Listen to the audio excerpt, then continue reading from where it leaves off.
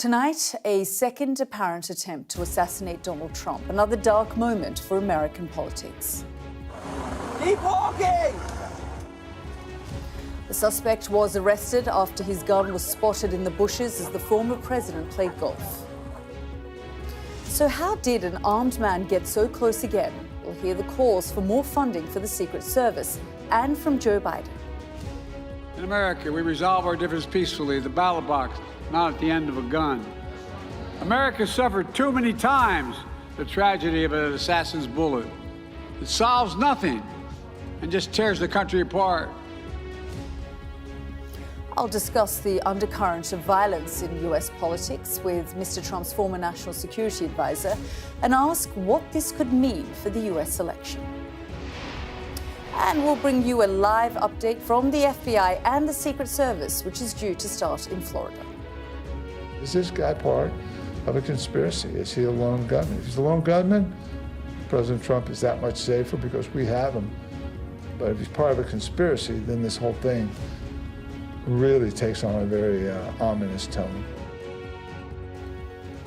1 month and 18 days to go till the US election. A former president targeted twice in 2 months. Will this have any impact on how America votes?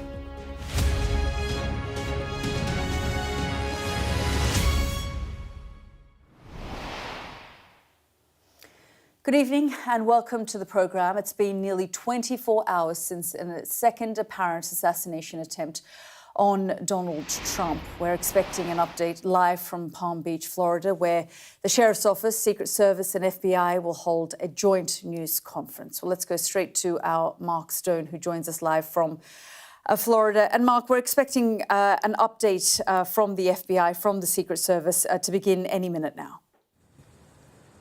Yes, these are the same characters who we heard from yesterday, the Sheriff's Office, the Secret Service, the FBI, a legal representative as well, all updating us on what has been a very fast-moving investigation through the course of the day. It's just gone 4 o'clock here in the afternoon in Palm Beach.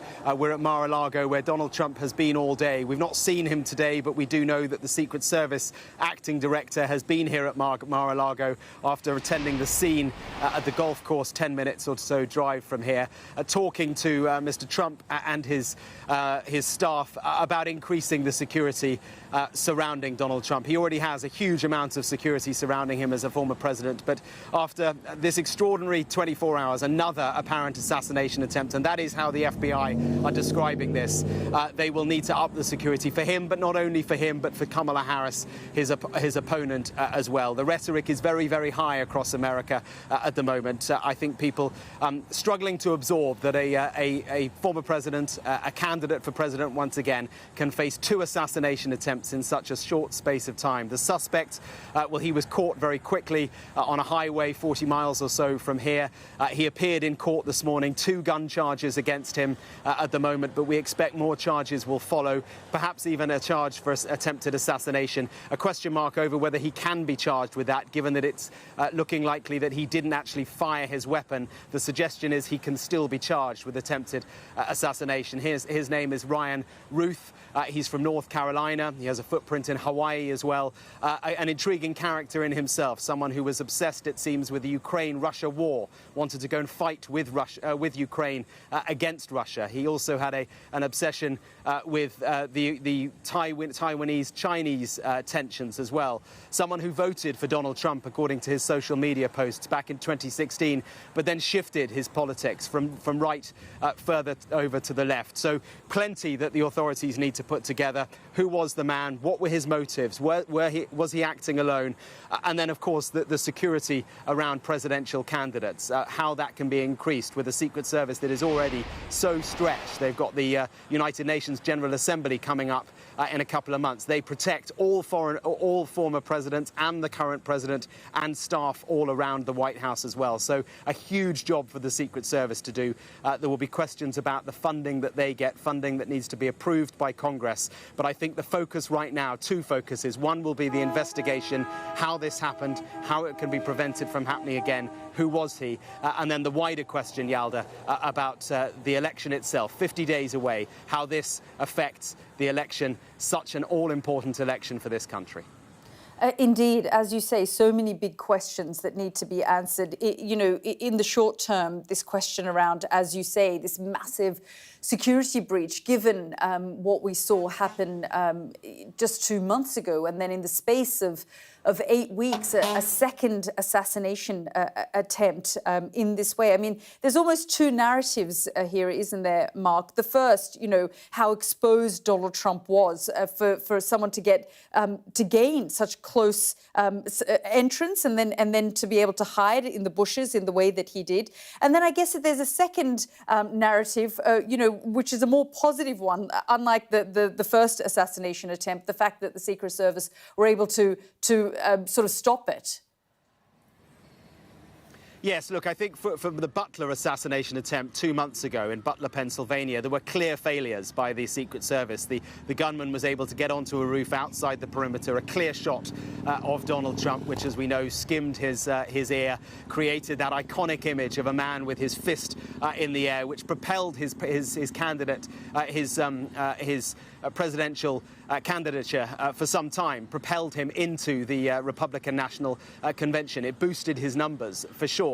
There were failures there by the Secret Service in allowing that to happen. I think with this case yesterday, the assessment so far seems to be that the Secret Service did precisely what they needed to do. They secured the area around him.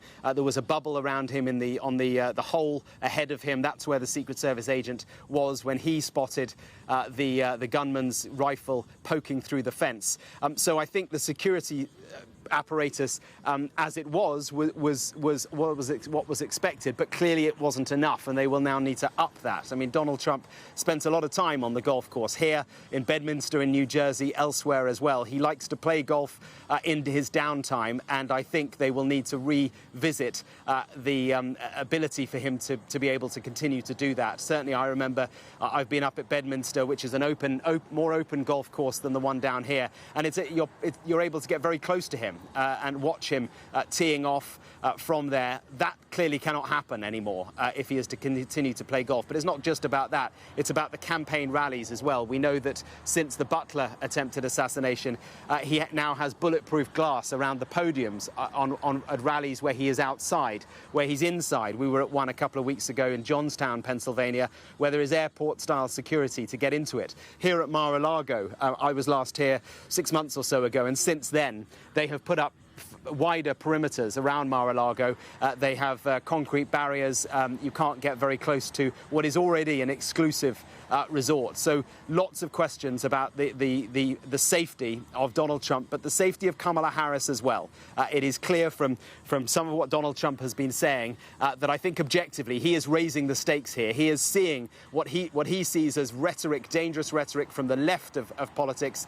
He is fighting back with more rhetoric from his own side. That is clear from his social media posts today. So we're in a dangerous place, Yalda. Indeed, and we keep hearing, that we are living in dangerous times at the moment, Mark, with this second apparent attempt to assassinate Donald Trump. I believe the press conference is about to begin, so we're just going to listen in. Mark, let's have this. It would be at a press conference. We, meaning the gentlemen that are up here, which is the U.S. Attorney, FBI, Secret Service, we're going to give you everything that we have. We're going to give you the latest updates. They're going to tell you what's going on with the investigation, everything. And then we're going to do a limited amount of questions. So make them good, right? Don't get into what if and all this. Get legitimate questions. You got it? Yes, sir. Okay, everybody ready? Yes, sir. Okay. We're here today to give an update on the investigation in regards to the incident at Trump International. With me is the U.S. Attorney, the FBI, and the Secret Service. Things need to be done and finished, but we're accommodating people in and out, getting them to the library, getting them to the post office, so the public is not going to be that far inconvenienced. The security level at Mar-a-Lago is the highest it can possibly be now. The road closures are back in place and will remain there. The checkpoints are in place. And my commitment to the Secret Service is to give them every possible resource from PBSO Once they determine the level of security that they need, they will get all the resources possible. So having said that, I'll let you talk to the U.S. Attorney. Thank you, Sheriff.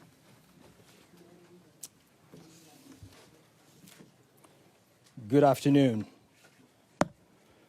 Thank you for joining us today. My name is Mackenzie Lapointe. I am the United States Attorney for the Southern District of Florida.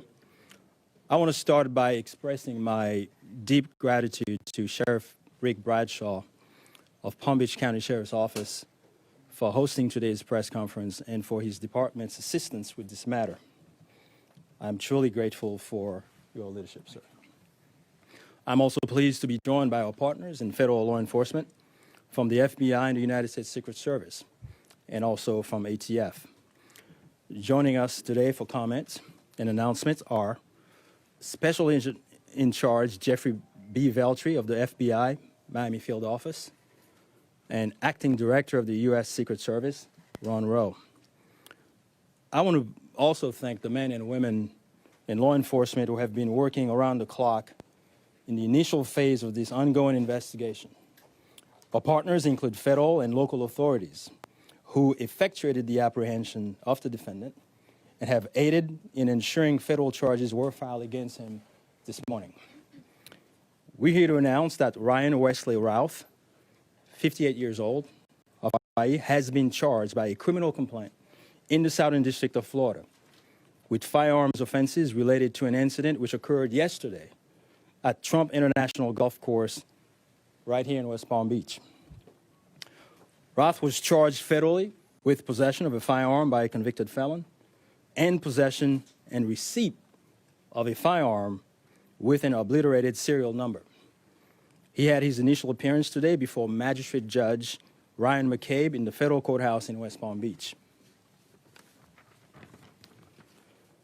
According to the allegations in the complaint, a U.S. Secret Service agent walking the golf course perimeter saw what appeared to be a rifle poking out of the tree line. After the agent fired a service weapon in the direction of the rifle, a witness saw a man later identified as Ralph fleeing the area in the tree line. Routh was later apprehended by officers from the Martin County Sheriff's Office in coordination with the Palm Beach County Sheriff's Office. The complaint alleges that in the area of the tree line from which Routh fled, agents found a digital camera, a backpack, a loaded SKS-style rifle with a scope, and a black plastic bag containing food. The serial number on the rifle was obliterated. According to the complaint, Routh was convicted of felonies in North Carolina in December 2002 and March 2010, and therefore was prohibited from possessing a firearm. The FBI is leading this investigation, this ongoing investigation. As the Attorney General stated earlier today, the FBI is continuing its investigation of this incident as an assassination attempt upon the former president. The investigation remains at its early stages. The entire Justice Department, including the FBI, the United States Attorney's Office for the Southern District of Florida, and the National Security Division are coordinating closely with our law enforcement partners to fully investigate and prosecute this matter. The charges we're announcing reflect the strong collaboration of the agencies represented here. The U.S. Attorney's Office, the Department of Justice, would be unable to carry forth our mission without the invaluable assistance of our federal, state, and local law enforcement partners.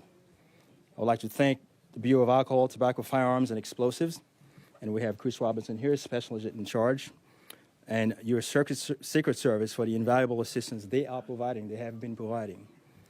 I would also like to recognize the Palm Beach County and Martin County Sheriff's Offices for apprehending the defendant. Again, without the local authorities to assist in those things, it would be literally impossible to accomplish the things we're able to accomplish on the federal side. I want to personally express my gratitude to the attorneys with the U.S. Attorney's Office for the Southern District of Florida and the Counterterrorism Section of the Justice Department's National Security Division for their nonstop work over the last 24 to 30 hours. Together, we will continue to work tirelessly to ensure accountability and the pursuit of justice. At this time, I will invite FBI Special Agent in Charge Jeff Veltri to the podium. After Special Agent in Charge Veltri completes his remark, Acting Director of the U.S. Secret Service, Ron Rowe, will provide remarks before we open the floor for a few questions. On our end, given that this is a pending matter before the court and the investigation is ongoing, all comments will be limited. Thank you very much. Jeff.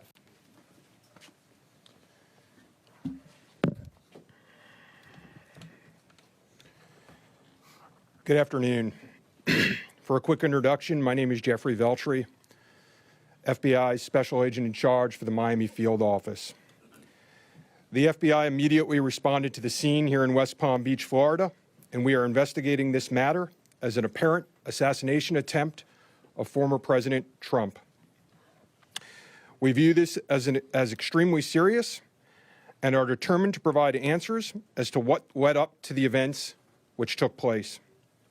I want to emphasize we're just a little over 24 hours into this investigation, so we're going to provide as much as we can publicly while our investigation is still ongoing.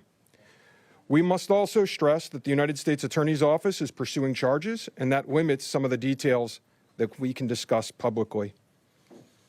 Yesterday afternoon, Martin County Sheriff's Office took custody of Ryan Routh, and he was transported back to Palm Beach County Sheriff's Office.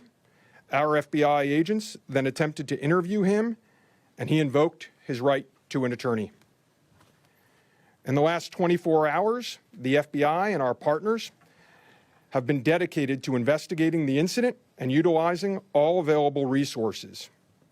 These efforts have included our investigative team and the United States Attorney's Office for the Southern District of Florida, in conjunction with DOJ's National Security Division, are actively working hand in hand to pursue and subsequently execute search warrants.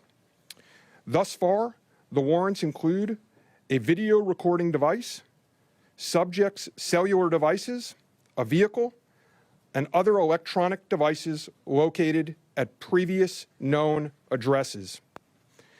We are coordinating with the United States Secret Service to complete numerous interviews of agents on scene.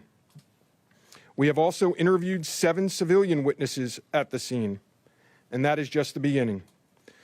Our FBI's Honolulu and Charlotte field offices have initiated interviews of several family members, friends, and former colleagues of the subject.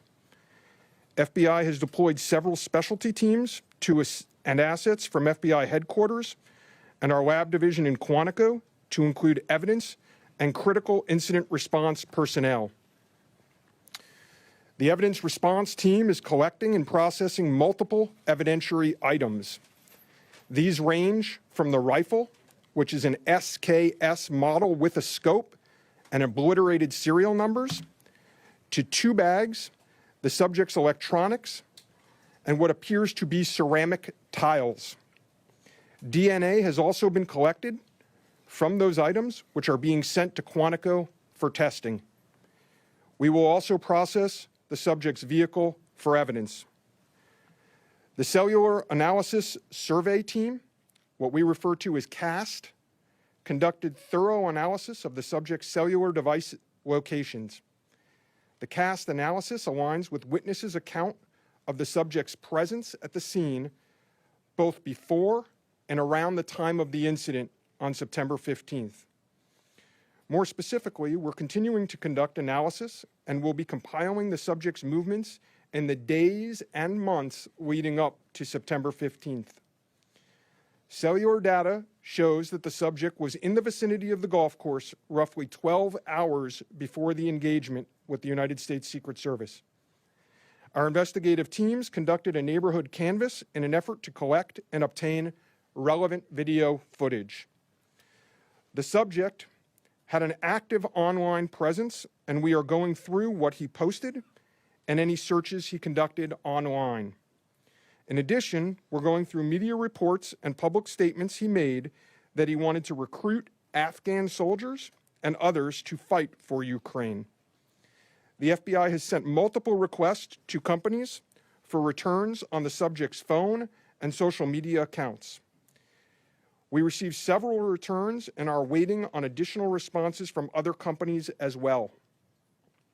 Our investigative team is completing analysis of the returns and actioning leads as needed, and we anticipate continuing until the FBI knows the full totality of the subject's social media presence. By way of his background, in 2002, as the United States Attorney mentioned, the subject was charged and convicted in North Carolina for possession of a weapon of mass destruction. Law enforcement checks also revealed that from 1997 to 2010, the subject had numerous felony charges for stolen goods. I can also share with you that he was the subject of a previously closed 2019 tip to the FBI where it was alleged he was a felon in possession of a firearm.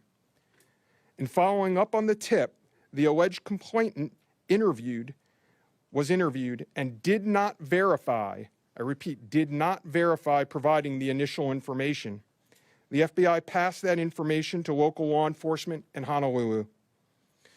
On behalf of the FBI, I would like to thank the Palm Beach County Sheriff's Office and Martin County Sheriff's Office for their incredible work in actioning the witnesses, information, and rapidly apprehending the subject. I would also like to thank the United States Secret Service, the United States Attorney's Office for the Southern District of Florida, the Department of Justice's National Security Division, the Bureau of Alcohol, Tobacco, Firearms, and Explosives, and our FBI field offices in both Honolulu and Charlotte, who have been conducting additional law enforcement activity related to the subject. Your continued partnerships have been invaluable. Oftentimes in law enforcement, we tell citizens to be vigilant and aware of their surroundings. Yesterday, a citizen provided remarkable assistance, which led to the arrest of this subject. We appreciate the public's diligence in passing potential tips and information regarding the subject and this incident to the FBI. If you have any information, please call 1-800-CALL-FBI or go online to tips, that's tips.fbi.gov. With that, let me turn it over to the United States Secret Service Acting Director, Ron Rowe. Good afternoon, everybody. Yesterday afternoon, this country was reminded of the heightened and dynamic threat environment the United States Secret Service and its protectees face on a daily basis. Immediately following the assassination attempt of former President Donald J. Trump on July 13th, the Secret Service moved to increase assets to an already enhanced security posture for the former president. In the days that followed, President Biden made it clear that he wanted the highest levels of protection for former President Trump and for Vice President Harris. The Secret Service moved to sustain increases in assets and the level of protection sought. And those things were in place yesterday. At approximately 1:30 p.m., former President Trump was playing golf during an off-the-record movement to the Trump International Golf Course. A Secret Service advance agent supporting the front edge of the agency's layered approach to protection encountered an individual attempting to secrete himself in the woodline. This happened, the alleged gunman was on the public side of the fence near the 6th green. A layered approach of security is integral to the Secret Service's protective methodologies, and it's also the key to our success. As former President Trump was moving through the 5th fairway across the course and out of sight of the 6th green, the agent, who was visually sweeping the area of the 6th green, saw the subject armed with what he perceived to be a rifle and immediately discharged his firearm. The subject, who did not have line of sight to the former president, fled the scene. He did not fire or get off any shots at our agent. With reports of gunfire, the former president's close protection detail immediately evacuated the president to a safe location. The protective methodologies of the Secret Service were effective yesterday. The former president's protective apparatus allowed for the early identification of the threat and led to a safe evacuation. The increased assets directed by President Biden were in place yesterday. These included the counter-sniper team elements, counter-surveillance agents on the exterior, Counter-assault teams partnered with local tactical assets from the Palm Beach County Sheriff's Office and counter unmanned aerial system elements. All of these entities were present yesterday. And while all of these assets were in place, as I've said publicly, we must satisfy the basic requirements of the Secret Service's protective methodologies. In partnership with local law enforcement, we did just that. And the agents' hypervigilance and the detailed swift action was textbook. And I commend them and our partners for an exemplary response in keeping former President Trump safe. And I will tell you, having served in local law enforcement in Palm Beach County, I can state that I am tremendously impressed and appreciative for all of the efforts of the Palm Beach County Sheriff's Office and Sheriff Schneider with the Martin County Sheriff's Office. But what was critical to this was the quick reaction, the response, the hypervigilance of the men and women of the United States Secret Service, who since July 13th have been rising to meet an unprecedented and hyper-dynamic threat environment. And they are rising to this moment, and I could not be more proud of them and the way they have executed, not only yesterday, but what they're doing today and what they are doing tomorrow and what they will always do because it is their duty. Thank you. Okay. All right. Well, go slow here, folks. All right. Don't everybody do it at once. Ask who you want to answer the question, and then give the question. I have a question for you, Director. Is there any evidence to suggest that the suspect knew that Donald Trump would be on the golf course at that time? And was the golf course searched thoroughly before the former president's arrival? So at this time, it was an off-the-record movement, meaning it was not on the former president's official schedule. And what I go back to is the layered approach. The elements and the methodologies of the Secret Service. There was a front element. It did its job in sweeping ahead of the president. That's what identified this individual who was in that wood line. And the swift action of that agent doing his job, pushing out ahead, sweeping while the president was behind him several hundred yards and several holes away, out of sight from the gunman, did his job. And that was what alerted the detail, and the swift action is what triggered that. Director. Was there any evidence to suggest that the suspect knew that Donald Trump was going to be on that golf course at that time? Based on what I know now, and it's an active investigation, I don't have any information on that. Director Rowe. Director Rowe. Harry Parker. How many times did your agents go around the perimeter and scope out the golf course during the 12 hours that this guy was holed up in the shrubbery?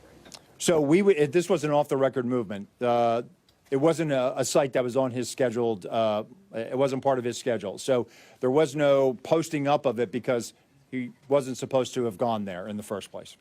Director Rowe. Director Rowe. Director Rowe. Have you briefed former President Trump on your findings so far, and has his campaign asked for any changes in his security going forward after yesterday? So, Over here. sorry.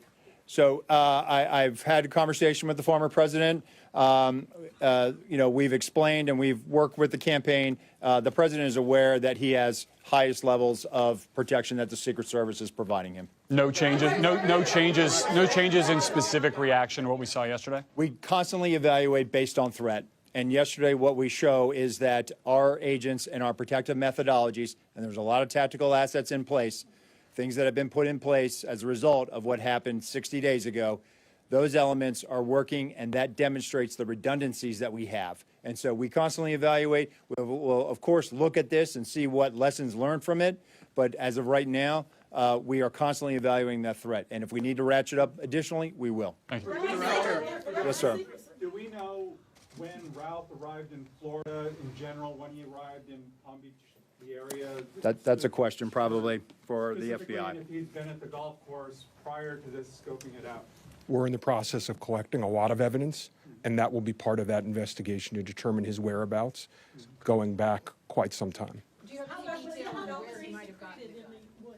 That's part of the investigation as well. Again, that's going to be a little bit challenged until we're able to determine the serial number on that gun. So we're hopeful to be able to do that. We're still looking into that. The sheriff mentioned about the highest level of protection, that they would lock down the golf course. Was that a miscommunication then, being that President Biden ordered the highest level of protection? Do you want to take this, Sheriff, or do Okay. So here's the deal. When it comes to Secret Service protection, we provide the highest level. So, for example, yesterday, counter-assault team elements. I'm not going to go into the number of personnel that we have out there, but we have the highest levels from Secret Service. When we work with the Palm Beach County Sheriff's Office, like, for example, yesterday, during that emergency action response, we had their local tactical team assets partner with our local tactical team assets. We had their helicopter up in the air, providing us 360 and situational awareness of the overhead for if there were any potential threats coming at us. So what we did yesterday was exercise our emergency plan based on the number of tactical assets and the highest level of protection that we are providing. The sheriff and I have talked. Now, clearly, when you go down Southern Boulevard right now and you try to get over to Palm Beach and you see the robust presence that's existing outside of Mar-a-Lago, the heavy uniform presence, the additional assets of the Secret Service. And for those of you that were here in 2017, when the president was in office, when you look at that footprint now and you look at it today, there's not much difference there. There is heavy uniform presence out there. And again, what I go back to is yesterday was an off-the-record movement, off the record. And the president wasn't even really supposed to go there. It was not on his official schedule. And so we put together a security plan, and that security plan worked. Director, I know that the Secret Service has asked for additional resources. Being in the vicinity, Special Agent Daughtry, in terms of him being in the vicinity, based on his phone records, is there any evidence to show that Ralph was in the vicinity, in the area before Sunday? And when you say in the vicinity, does that mean right there at that spot in those bushes, or could it have been, down the street at a restaurant? It was in very close proximity to where he was spotted by the Secret Service. In terms of your first question, whether he was there earlier, our investigation is still looking to determine that. Right, whoa. We're going to do two more. You get one. Thank you. All right? Only two more. You get one. Okay, we understand that the Secret Service has asked Congress for additional resources since the Butler rally. Have you received those resources yet? So thank you for that question. So we are working. Look, the Secret Service operates under a paradox of zero-fail mission, but also that we have done more with less for decades. And this goes back many decades, right? What I can tell you is that we have immediate needs right now, and we have great support, not only from President Biden, and you saw his public statement today, where he said that, he's going to direct his staff to make sure that the Secret Service has the resources it needs. We're having fantastic conversations with members of Congress. I've been up to the Hill last week. We are continuing to have those conversations, but the long and short of it is this.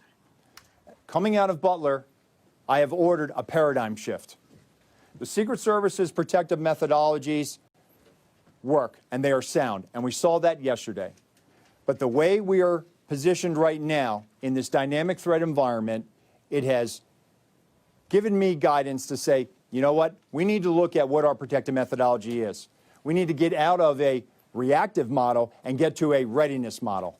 There could be another geopolitical event that could put the United States into a kinetic conflict or some other issue that may result in additional responsibilities and protectees of the United States Secret Service.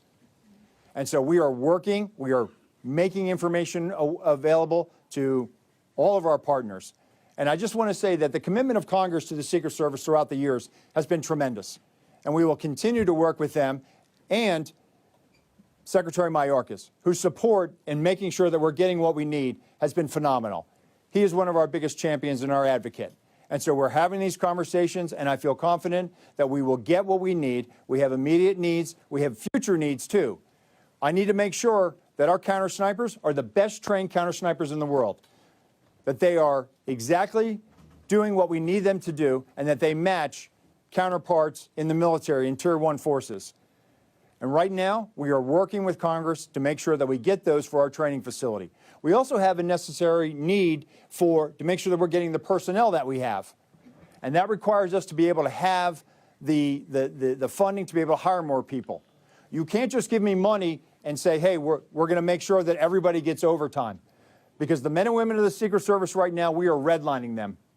And they are rising to this moment, and they are meeting the challenges right now. And if you look back at their body of work over the last 60 days, the Republican National Convention in Milwaukee, the Republican National Convention in Chicago, a visit of Prime Minister Netanyahu to Washington, D.C., and to West Palm Beach, which Palm Beach County Sheriff's Office supported. And then we go into the presidential debate in Philadelphia last week. And for those in the media that have been to a national special security event, if you saw the National Constitution Center last week, what you saw was pretty much a mini national special security event with the number of assets that were on that perimeter. And so our folks are rising to this moment, but it requires all of us to be able to have good conversations and make sure that we're getting the Secret Service where it needs to be. And I'm confident that we will achieve that because we don't have an alternative. Success, we have to have it every day. We cannot have failures. And in order to do that, we're going to have some hard conversations with Congress, and we're going to achieve that. Last question, one more. The special agent in charge of the FBI, Yes, sir. did he act alone? Did he have some kind of help? At this point, we're still exploring that, investigating that. Our investigation will determine that. We do not have information that he's been acting with anyone else at present. Do we know how long he's been in Florida when he arrived? Oh, you snuck one in there. At this point, Our investigation is still determining that. Thank you. All right.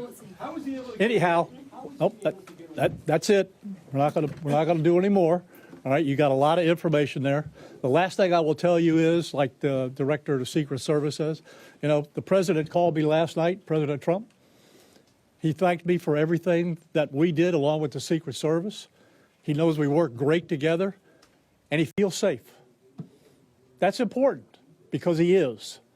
And what we did yesterday proves that the system can work because the suspect didn't even get close to getting a round off, and we apprehended him and brought him to justice. So we're very, very proud of that.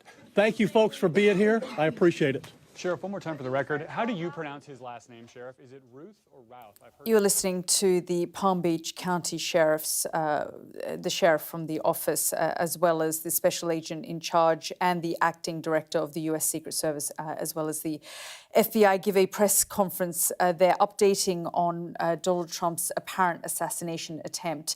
They gave us some information we already knew and had, like the fact that the suspect was on site for 12 hours. They praised the Secret Service for their quick reaction and said it was critical, and that the suspect did not fire his gun. They said he had an active online presence and that this was also an active investigation, so that they were restricted in how much information they could give. But they praised the Secret Service, saying that they rose to the occasion.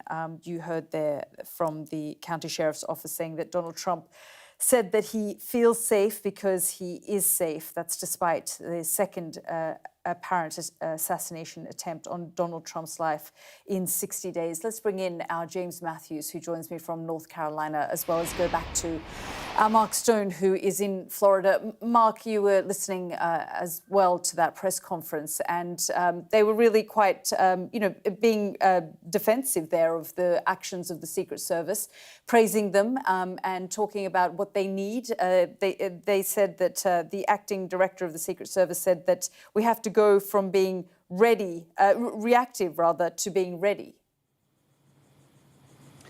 Yes, I think the most interesting parts of that news conference were the second two speakers, the FBI and the Secret Service acting director. On him first, I mean, he got quite political at one point, basically saying we need more money. We are running red, I think was the phrase he used, in terms of how hard their staff are working, the amount of work that they have got to do in what he described was a heightened and dynamic threat environment. And then later on, he described it as a hyper-dynamic threat environment. He talked specifically about the movement of Donald Trump yesterday. He said it was an off-the-record movement. It was not on his diary.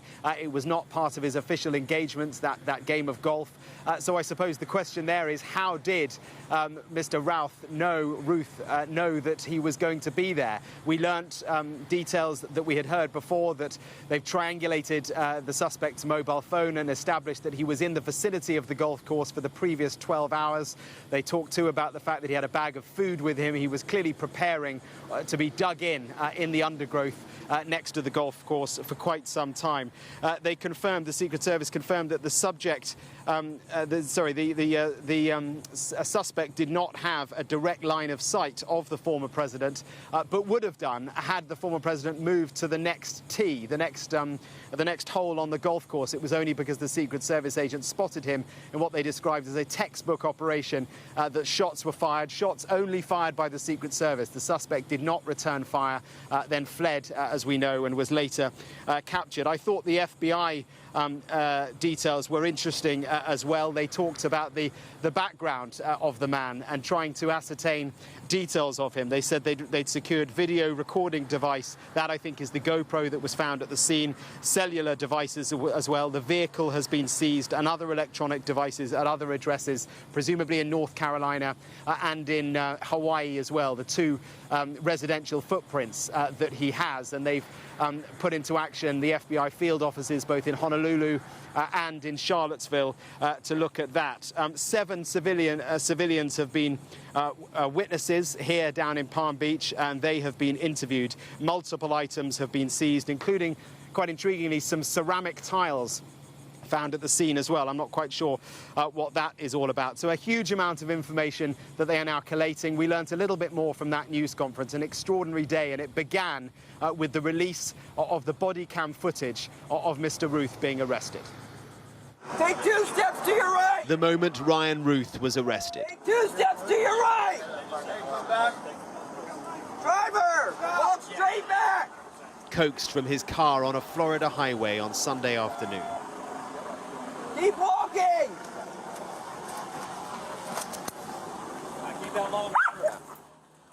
He is the 58-year-old at the center of this latest apparent assassination attempt on Donald Trump. If he's a lone gunman, President Trump is that much safer because we have him. But if he's part of a conspiracy, then this whole thing really takes on a very ominous tone. 40 miles to the south in Palm Beach, the golf course where President Trump was playing on Sunday afternoon. A section of the public perimeter road remains closed as this part of the investigation continues. These 2 backpacks, a GoPro and the rifle were recovered from the bushes, and investigators have traced Ruth's phone. They believe he was in the area for 12 hours before the gun was spotted by the Secret Service. A few miles away at the federal courthouse, roads closed for Ruth's first appearance, out of sight for initial charges to be made. Well, a brief appearance in court. He was shackled, a blue prison suit. He appeared nonchalant, unbothered by the charges against him. He's been remanded in custody and will be back in court in 2 weeks' time. 2 charges for now, gun offences, but more will follow. The former president has been here at his Mar-a-Lago resort and surrounded by heavy security through the day and posting online. The rhetoric lies as exemplified by the false statements made by Comrade Kamala Harris during the rigged and highly partisan ABC debate, and all the ridiculous lawsuits specifically designed to inflict damage on Joe's, then Kamala's political opponent, me, has taken politics in our country to a whole new level of hatred, abuse and distrust. Because of this communist left rhetoric, the bullets are flying, and it will only get worse, he wrote. He is, it seems, fighting what he sees as dangerous rhetoric with yet more of it. President Biden, speaking in Philadelphia, struck a different tone. In America, we resolve our differences peacefully at the ballot box, not at the end of a gun. America suffered too many times the tragedy of an assassin's bullet. It solves nothing and just tears the country apart. The acting director of the Secret Service was at Mar-a-Lago today. There will now be an urgent assessment of Mr. Trump's security, but not just for him. Security around Kamala Harris, too, will be under constant review. The election is 50 days away, and by the week, the language, the messaging, the events seem to be ever more alarming. Mark Stone, Sky News in Palm Beach, Florida. Well, so many questions being asked this evening. Let's bring in our James Matthews, who joins me from North Carolina now. James, thank you so much for joining us. I mean, so many questions that are being asked. We heard that press conference being given by the FBI and the Secret Service just now. A lot of discussion at the moment about the fact that, the American political landscape is being shaped by this anger that is stirred by Donald Trump. And also, he is a target of it. It is against him as well. Yeah, anger would be the word at the heart of this story, I think. Certainly when you look at the social media history, the social media footprint of the man who perpetrated what was almost, or what was going to be, according to the authorities, this assassination attempt. Ryan Ruth, he's from here. This is Greensboro, North Carolina, and he voted in primaries here in March, albeit he spent much of his time, and has done since 2018, in Hawaii, where he runs a business building small housing units. He did live for a period just up the road in a house that is now kind of broken down shack, effectively. Yesterday, investigators were there searching for clues about this man and his motivation. And certainly, we heard it there from the news conference, they will be looking at his social media presence for clues. I mean, I think ultimately the story will come from the man himself in questioning, and he certainly hasn't been shy thus far in stating his viewpoints and telling the story of his life, his views, his feelings. So in terms of motivation, primarily it will come from him. But looking at what he has made public, clearly Ukraine will be one area to be looked at. He's a man who spent time in Kyiv, said that he wanted to go and fight for Ukraine, but was rejected because of his age and his lack of war experience. Following that rejection, he stuck around, tried to style himself as a recruiter of soldiers for the Ukrainian war effort. But Ukraine has spent some time today, Yalda, senior officials, trying to put distance between Ukraine and Ryan Ruth. They're talking about the potential for Russian propaganda. They want no part of what he's been involved in. And indeed, President Zelensky has sent his best wishes to Donald Trump. It was interesting in that news conference, much self-congratulation, I thought, but the finger was pointed at the police in Honolulu, or law enforcement in Honolulu in Hawaii, talking about the possession of this weapon. Ryan Ruth is well known to the criminal authorities here because of a series of crimes stretching back to 2002. The question is, how did a convicted felon lay his hands on a weapon? And he was clearly asked that question by the authorities in Honolulu, and he told them, well, I don't have one. And so in terms of their input and their effort, there are questions to be asked in Hawaii. But let's have a look a closer look at Ryan Ruth, his presence here in North Carolina, and some of the background behind this individual who tried to assassinate Donald Trump. 100,000 people here fighting. This square should be filled with thousands of people from every country. This was Ryan Ruth in Kyiv in 2022. Then the would-be assassin was a would-be Ukrainian fighter. If you're not here and you're sitting on your couch watching TV, then you're not doing the right thing. Age and lack of experience denied his effort to sign up for the Ukrainian war effort. 2 years later, allegedly, he would sign up for murder at home. Ukrainian officials have distanced themselves from the 58-year-old. President Zelensky has sent his best wishes to Donald Trump. Latterly, Ruth had been living in Hawaii, where he built small housing units.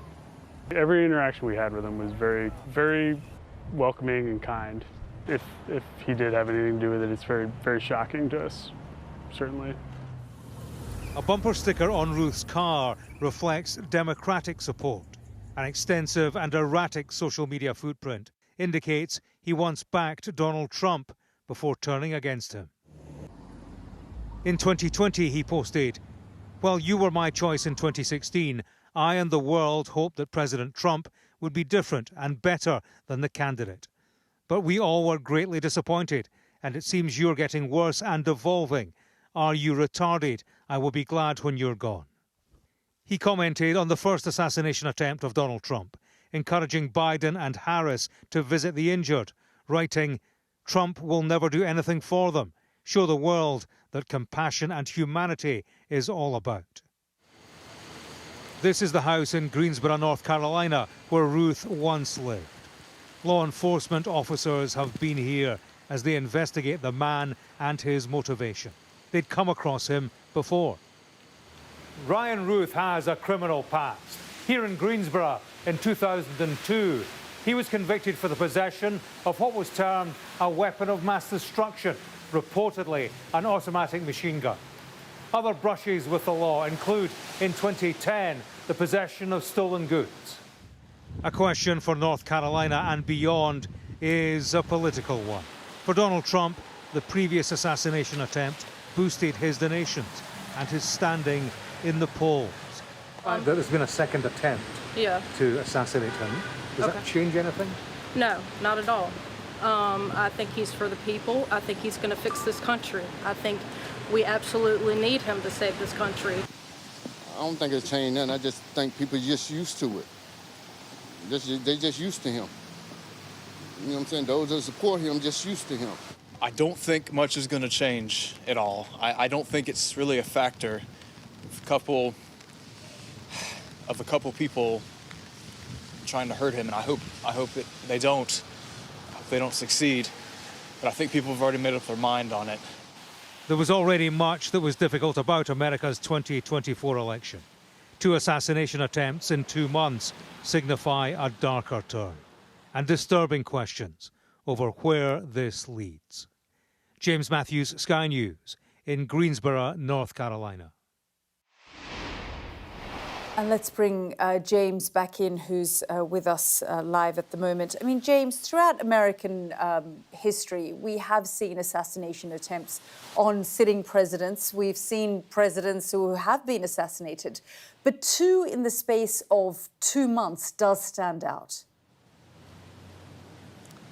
It does, Yalda, and clearly we're in a dangerous place, a very dark place. I mean, American politics has been divisive, driven by division and driven by the rhetoric of political violence. And there are politicians who are culpable in that regard.